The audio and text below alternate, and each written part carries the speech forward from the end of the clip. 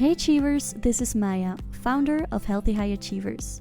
Join our global community and create healthier routines to avoid burnout and feel more calm and healthy. Let's get to it. Hey Achievers, welcome back to the Healthy High Achievers podcast. I'm so happy to introduce to you today Dani Kilpatrick. I've seen Dani grow so much ever since we first met at the Functional Medicine Coaching Academy years ago. And now, Dani, I don't even know where to start to give you a short introduction to my Achievers, but she's a master energy and sound healer in the Las Vegas Valley, right? She's a teacher of the human design system. She's a certified trauma-informed yoga teacher. She gives Reiki sessions, inner child healing, shadow work, and so much more. And so she also has her own podcast called Beyond the Bliss. So Dani, I'm thrilled to have you here on the Healthy High Achievers podcast. Please let me know if you'd like to add anything to that list I just mentioned. Oh my gosh. No, thank you. That was such a beautiful introduction. And I feel the same way in really being able to kind of objectively witness myself over the course of the past few years. I've just dabbled in so many areas and I'm in this space now where I'm seeing how they really can weave together in a way that supports the people I work with best. So thank you. Yeah, beautiful. I feel like you just picked from so many skills and things like spiritual, but also functional, like the body, the science. And I think today is going to be such a lovely talk to help our achievers who kind of are struggling with perfectionism, living in their heads, or really addicted to productivity. And we kind of feel disconnected from our bodies, from our essence, from our intuition.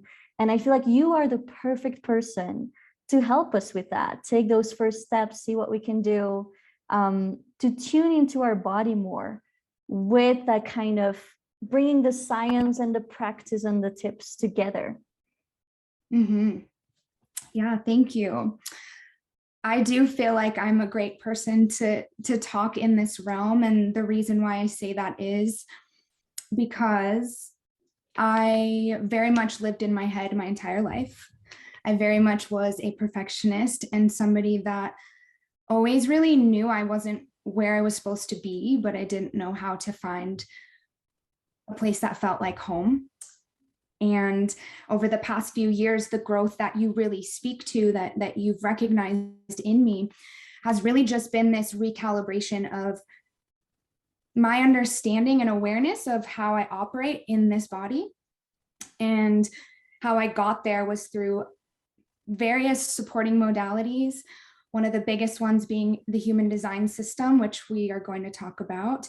But what these modalities have done is help me really question my mind, question the perfectionism, the rules, the boxes, all those things that keep us confined.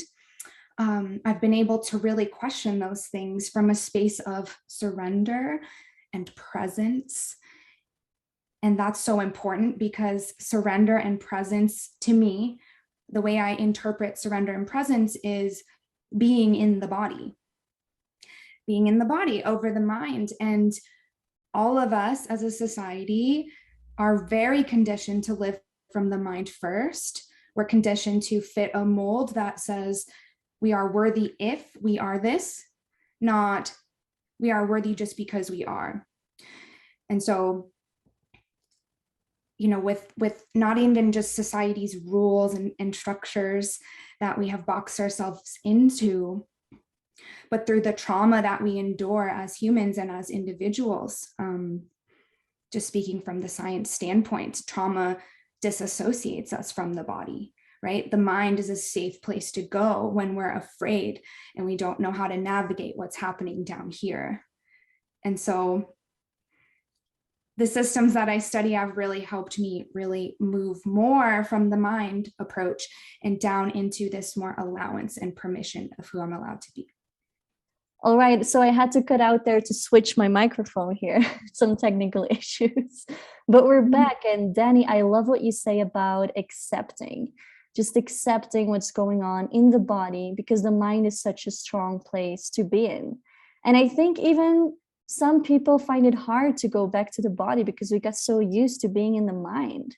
And when you were talking, I thought of an example of people who are looking for jobs, right? And going from interview to interview, and you kind of get disappointed, and everything is like, you keep receiving no's, no's, no, no, no.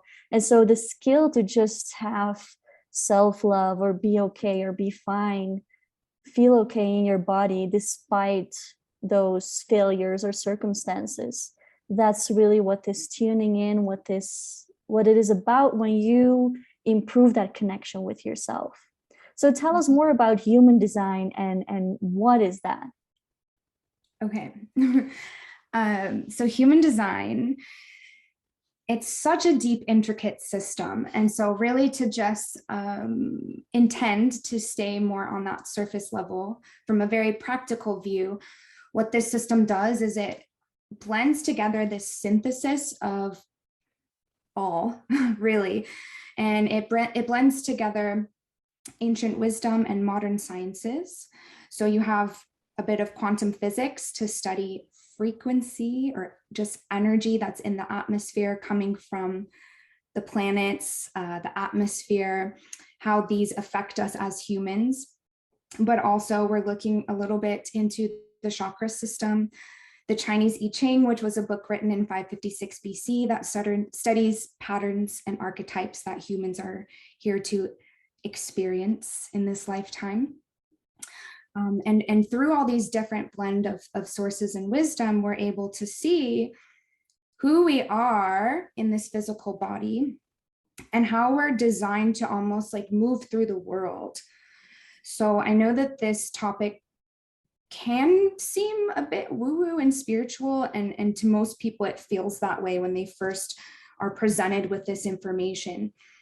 But bringing this into like the tangible, the physical, and just bringing in that science, every living thing emits a frequency, right? And so like with our chakra system, we're looking at all these glands and systems in the body and the frequencies that they are emitting and outputting. So when these frequencies come out of us and move out of us in these consistent ways, and we put language to that through this system, through different terms, through the chart, right? We're just putting a language to the invisible frequencies that not only surround us, impact us, influence us, but also are us. They're what we come from. And so I feel that what this system really helps us understand is how we not only relate to ourselves in the body, in the physical sense, but also how we relate to the world, how we relate to others, how we relate to business, how we relate to learning, how we relate to food, in very individual ways. And so in my life, right, I've, as you have said, I've dabbled in so many different modalities, and I've always wanted to find a system that gave me this full permission to be myself and become sovereign and become empowered, so I don't have to keep going back into systems, right? That we don't want to keep having to figure it out. We want to be sovereign and know, like, who am I consistently, and how am I going to experience other people, or maybe influence other people, or how am I going to best learn? And what this does really, just, to wrap this up, what this really does ultimately is it reminds us of who we are allowed to be. When something in the world tries to put a box and say it has to be this way. And so in health, in fitness, in all of these things that we want to become independent in and sink deeper into that allowance, this system really helps to expand that. Yeah, it's amazing. Yeah, and I saw it once. It looks like there are so many aspects in it. So you see like a body, you see kind of the planet. So it's a bit of astrology, it's a bit of personality types, it's a bit of a mix of everything. Now I couldn't analyze it with just a picture. There's so many names and interesting things in there. But what I feel it could ultimately do is you understand yourself better, and you get to live kind of your own way of life. Because, when I was in Belgium and I didn't feel aligned with, okay, so let's graduate, get a 9 to 5 job, find a partner, buy a house or renovate a house, get a pet, a garden, kids, and then save for my pension. So when I ended up living in Peru, and I felt like I wanted to be a singer in bars and hotels, and I wanted to build my own business and health coach online, and all this whole life path that is not considered normal. I felt a lot of resistance from my family, from people I knew, like even sometimes not in words, you just feel it or you see it in their eyes, but also from myself mostly, because I thought I wanted that classic 9 to 5 stable life, but then I realized I didn't. So I felt like at that point in my life, a human design analysis, let's say, would have helped a lot. So let's say you have this map of someone. What do you do, Dani? How do you bring it to people, and how do I, as a listener or a client, use it or interpret it? So the way that I use this information for people is in the way that it best supports them in the moment for whatever it is that they are wanting to nuance or understand about themselves. So to answer this in more of like a generalized way, I've been studying this information for about 3 years. I watch it every day in my life through my friends, through articles, right? So I'm experiencing it and becoming very wise about cataloging all the different compartments. And so typically when someone first comes to this system, they want to be introduced to just the more foundational pieces. So, kind of like in astrology, right? They say you have like your big three, like your sun sign, moon sign, rising sign. If anyone here is familiar with astrology, aside from those big three, right, you could probably study astrology your whole life or every lifetime, right? And there'd be more to know. But you can get very far with these 3 foundational pieces. And so I feel that the 3 maybe more foundational pieces of human design would be your type, which is that frequency you emit. There are 4 different types that we are classified in as humans. I know this sounds weird, but just, like letting it hit the body more than getting stuck of the mind's confusion or frustration, right? Just letting it hit the body. But with these 4 different types, what we see is the mechanics of our aura. So literally like the engine in our car, right? My engine works a specific way. I can do whatever I want to this engine if I want to, or I can follow the manual. And right, like some people never do maintenance on their car and they get through life fine. But do we want to get through life fine, or do we want to thrive and be this optimally functioning machine, really, that can handle everything, that can thrive through everything, that can navigate everything, that's not going to break down on the side of the road and pop a check engine light on and show us this dysfunction in the body, this disease? And so if you really look at this, like blending it with kind of functional medicine and looking into the body, what this system does at that base level is just show you like where there's a place for everything, right? Like these cells belong in the heart, and these cells belong in the liver, and these cells belong in the brain, right? And that is the template for survival. So do we want to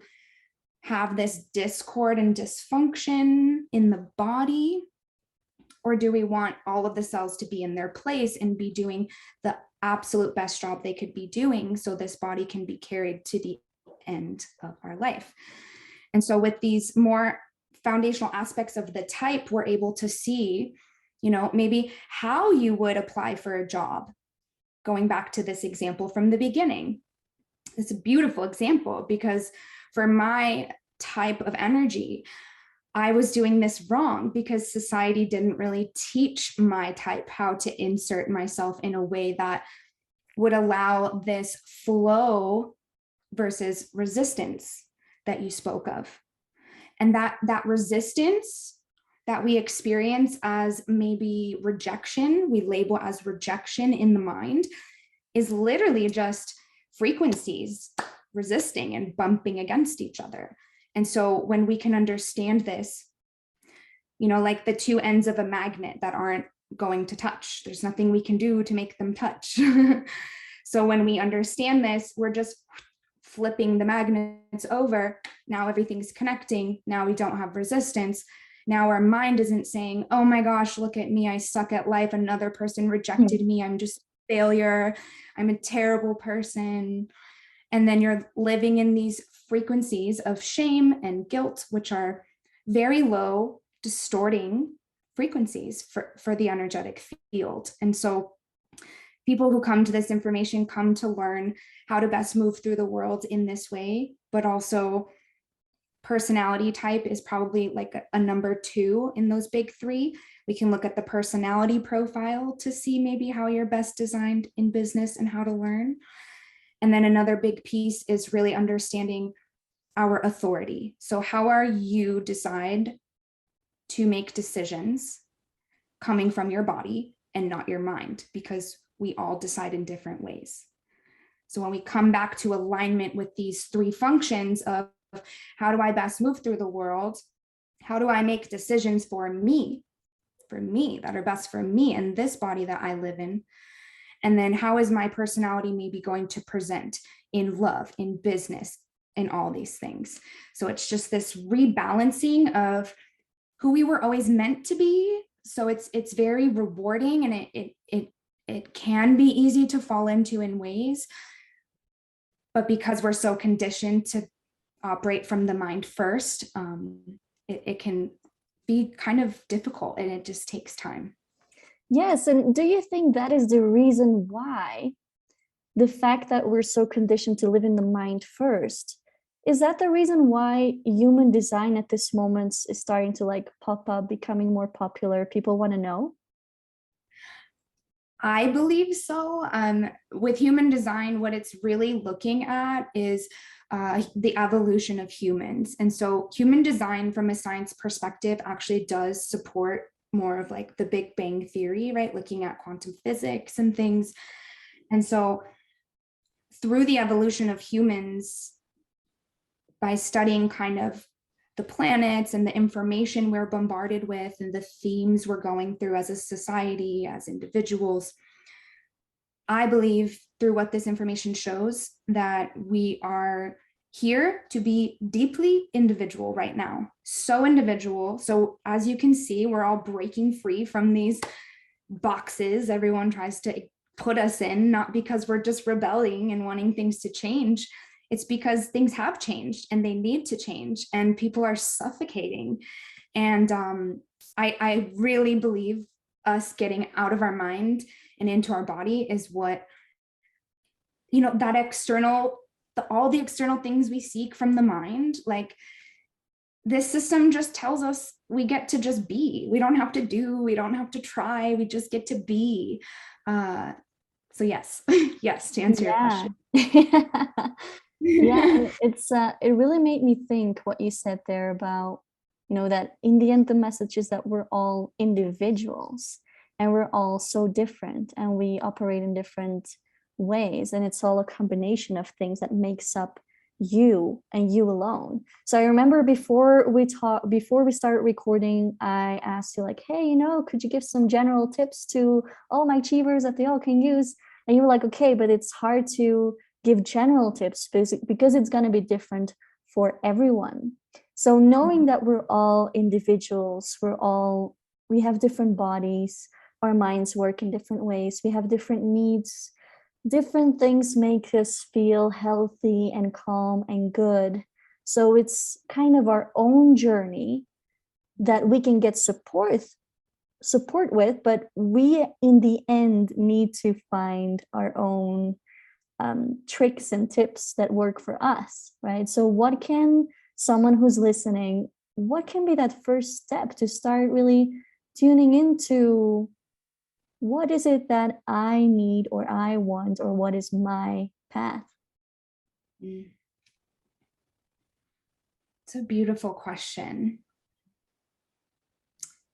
It's definitely, I feel like, to even begin to open this doorway, we have to get in tune with what it is that we want and what we need, right? Like, and so the way that I would maybe instruct this is something you're going to have to watch. And by something you're going to have to watch, I mean every day. It's a practice of dropping into presence and surrender. And so an example I think of is, your wants and the things you're seeking, are they popping up? Like, when are they popping up for you? Are you scrolling on social media, and you see something that makes you feel like you have to do something more to be better, so now you're doing it? Or are you actually, sitting in presence and being in your body and watching something show up for you in your actual real environment, right? Because the mind, we know that whatever the mind wants to believe is true. Because if me and Maya sit here right now and we want to go pretend we're sitting on a rock in Costa Rica on the sun, imagine those rays hitting, right? It's real because we have the physiological experience in the body. And so it's really about watching what the mind is saying versus what you're feeling in here. And so moving about your days and kind of differentiating the dialogues that pop up in the mind. This is something I really started to do in the beginning of my experiment with this information. And so I'm going to give an example because I feel like that would be easier. When you're about to make a decision, right? and maybe you're a little unsure and you want to make the right choice. You want to make sure you're making a choice that you can feel good about. Sometimes, I haven't given this example in a while, so it's fun to reminisce back, but I know that what it felt like for me in the past was, like on Tom and Jerry cartoons, when like the cartoon character is going to make a decision and then like the angel pops on one shoulder and the devil pops on the other shoulder, so you have like, which one's the cat, Tom or Jerry? I don't know. Do you know? I think Tom is the cat. He's the cat, either way. So you have Tom here, Tom Cat, and he wants to make a decision for himself, right? And maybe this decision is that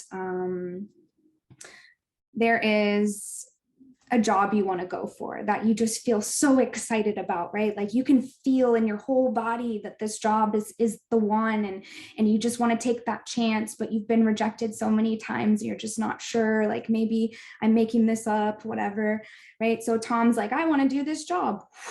Angel pops up and is like, Tom, you're amazing. This job is for you. Like, you deserve this. Go for it. But then you have that little gremlin on the right shoulder, whatever shoulder he pops up on, and he starts to say all these things that are trying to pull you from listening to that voice within. And so what I like to say is that, Tom, like that's you. That's coming from you. It's coming from the body. That's the passenger in this vehicle, right? And that angel that's speaking of encouragement, that's speaking from truth, is the body. It is your truth. It is your compass. It is you. But maybe that little voice over here that seems kind of mean and is saying all these things to maybe scare you, right? The undertone of that is fear. The undertone of that is like, oh my God, we need to survive. So I'm going to say all these things to you. So you can be afraid, be afraid, be afraid. And so I don't know if that's a practical tip for all of you, but it was very practical for me in the beginning, because what it did was, when I wanted to make a decision, I was able to start discerning and understanding the different voices and the different tones they have and the different intentions they have. Because all of our conditioning that comes from the mind, all of these programs that try to pull us off track and pull us back from even trying to be able to receive the life we were just born to be worthy of, all those programs got put in our mind because somewhere along the way someone told us who we are is not enough, who we are is not right. When we're kids, right, with the best intentions, our parents tell us, don't do that, be like this. Like, I'm going to teach you to be like my family because of culture. Like, you need to do this because society, you need to do this because in school, we don't want people to judge us, right? So really the most tangible information I can give without tailoring it to your design, which is much more practical and easy to follow, is to be in your body through maybe somatic practices, right? Inviting in the breath, something that feels good for you. So if you don't like meditation and breath work, and you go to do meditation and breath work because that little devil on your shoulder told you, you better do this or you're going to fail. Now you're doing something that doesn't feel good. And there's frequency attached to that. There's shame and guilt. And if you Google the states of consciousness, you can see the different emotions we feel and the frequencies attached to them. And so if I'm listening to those 3 voices that are popping up and I'm choosing to follow the one that feels best for me, even if it's the smallest voice in the world and I can barely hear it, and that other voice is screaming so loud and I'm so afraid of that judgment that may come up or the failure I may have to experience and be expanded by, I know that I'm doing something that I'm going to feel good about. I'm inviting in a practice into my body that works for me. So instead of saying, I'm going to just eat all the healthy foods, I'm going to meditate, I'm never going to watch TV, and I'm never going to be a bad person. I mean, that is a perception, because in my perception, there is no thing as bad. It's just everything is. And so when you can be in your body, live from your own fulfillment, and happiness and satisfaction and peace and surprise and success that you were born to receive in this lifetime, then it really doesn't matter what you're doing, because it's something that feels good for you. And so, if you don't know what feels good for you, start exploring that.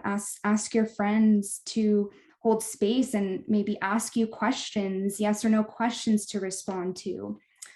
Ask your parents how you were when you were little. What were you like when you were small? Like, what traits did they witness from you from the very beginning? Because we're not in this life to fit some mold or become something. I feel like with the way society has set things up, we're here to unbecome every projection of who we were never supposed to be. And we can only get there if we know what makes our heart happy. And we can only be happy in our heart if we drop into our body and live from our body and start making decisions that really are aligned with who we are and what we need and what makes us just feel most alive. Wow, and that's so many. Yes. Okay, good. That is just wow, that explanation is just full of these practical tips and ideas that people can start doing. And by the way, if you heard any neighborly noises here, I'm sorry. I think they're moving furniture or something. But everything that went through my train of thought as you were talking, you mentioned it. Everything that we hear from when we're growing up, everything we think is normal, the voices we hear, right? And what I felt in my first experiences when I started, I have a strong intuition, but still I've often listened to my mind or to that little devil, to my fears, because like you said, that voice is so much stronger. It's so much louder. It screams at you like, don't do this. This is risk. This is, we don't know if we're going to succeed. And then the voice of the intuition sometimes is so silent, but it's often the very first thing that pops up, right? The very first hinge. And then you start thinking, and then you change your decision. So it's really a practice of, first, it's probably easier to know what you don't want. because those feelings are easier to feel. Yeah. When you're in a job you don't like, you know you're in a job you don't like because you can feel it. Back to the job analogy. But to feel what you do want is sometimes a bit blocked because of fears and considerations and practical thoughts and programs, like you said, believing it's not going to work out. I gave up my dream to become a singer when I was still in primary school because I was told it's hard to make money with music. And now I'm doing it anyway. I'm making money with music in combination with coaching my own business, which they also said it's too risky, don't do it. But as I was practicing listening to my intuition, practicing mindfulness of truly tuning into my body, feeling what I'm feeling, it got easier to choose that path. So what you're mentioning here is also really a skill that people can start cultivating at any moment, any age. And so, Dani, I feel like these are really good tips for people to start. I know that people can come to you if they want to get their human design analyzed. I want to go to you because apparently I pull it up here. Apparently I am a manifesting generator. Right. I was on the phone with my other manifesting generator friend this morning, and I'm like, I think Maya's a manifesting generator. It's been years. I still don't know what it means, but I'm going to come to you to ask. And do you have any last words, or where can people find more about you, Dani? Yes, I would just love to say one thing from how you articulated the last piece you shared, because it just was beautiful. Absolutely. Really, it's about just feeling that acceptance now, feeling the acceptance now, feeling the excitement about who you are now. And so what sparked this was your comment about, in your job, like if you don't know what you want, maybe start to look at what you don't want in the job. But I urge us not to get stuck there, like maybe making a list of like, okay, I don't like these. It may be a huge list, right? Things about my job. So looking at that list, instead of walking out into the world and now every day saying the things you don't like and the things you don't want, because again, there's a frequency attached to that. It's like, from this list of what I don't want, how can I create a better, more practical way of living that supports maybe what I don't want? And so, okay, I don't like that my job has long hours. So I would love to have a job that has less hours. That's something that I love and that I want. And so when we start really turning those no's and all those things that we try to like isolate and never look at and not feel happy about, and turn them into something more expansive, it really can be a roadmap. So I just wanted to share that piece. And just go slow with yourself. Just go slow, because I'm 31 years old, right? But I found this information at maybe 27, 28. And so that's a big chunk of time. It's like at least a quarter of a century that I have not been operating from that very small, faint voice of the intuition that Maya mentioned. It is going to be small for a very long time until you keep playing with it. And you have to get it wrong sometimes to know how to get it right. So my biggest takeaway for everyone is like, don't fit yourself in a box. And if you feel like you are, like, know you have the permission to break it, but also just be slow with yourself and be kind with yourself. And nothing can come to fruition without, that one foot in front of the other, and making mistakes and being honest about them and coming back to them and allowing yourself to be expanded through your experience. So so beautiful. Learning through every good, bad experience. It's all information. What you're saying is, even what you don't like about your job, it's information for what you do like. Every experience, it's information for growth and just learning and keep going. Thank you so much, Dani. This was beautiful. Where can people find more about you? Best place to find me would be through my website or Instagram. My Instagram name is Desert Moon Yogi. spelled just how it sounds. And my website is www.desertmanyogi.com. I am very available through DMs if you wanted to just chat me on Instagram. I love taking the time to just talk with you. But the best way to get a hold of me is for working with me is to go to my website. You can join the email list if you'd like. That's where you'll get an email notification of any new programs, offerings, services, events, retreats. All these things are coming. I feel very close to the birthing of them. Or I have a free discovery call on my services page. So just book your call. We hop on for about half an hour. I get to know you. I get to know what you're going through, how I can best support you, and how you best could be supported. And if that's in alignment, and we just strategize and individualize the whole way. So. Perfect. I'm definitely going to book a human design session with you. I'm going to put the links below to your website, to your Instagram, so that people can start following you. Thank you so much, Dani. This was so inspiring. I think my achievers really have the inspiration now and the first steps to tune into your body in your own way, what fits you. It's not always meditation. It's not always yoga, but you know what it is for you. For me, it's often singing. For me, it's often lying on the couch with my dog. Whatever it is for you, tuning to your body, and reach out to Dani when you need more support. Thank you so much, Dani. Thank you. Dear Achievers, I hope you liked this episode. If you did, please subscribe and share with your friends, anyone who needs to hear this. You're super welcome to join us at healthyhighachievers.community as well. See you there.